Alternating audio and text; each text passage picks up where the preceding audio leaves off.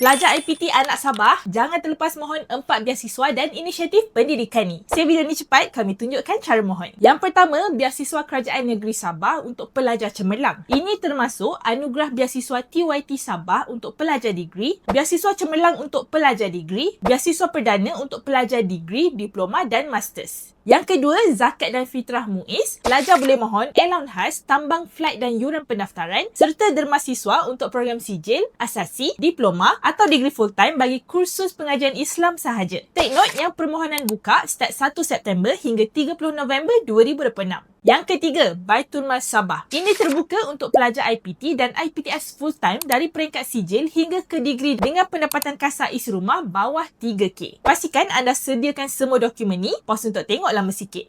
Mohon dalam tempoh tak lebih 3 bulan dari tarikh surat tawaran. Okey? Anda boleh baca info lanjut dan mohon di ptps.sabah.gov.my.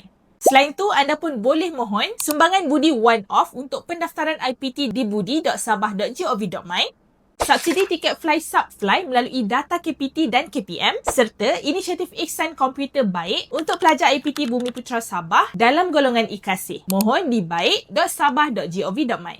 Forward video ni dekat kawan-kawan Sabah lain juga. Okey? Kalau tak nak terlepas bantuan yang anda layak, check dekat semak.iscentral.my sekarang.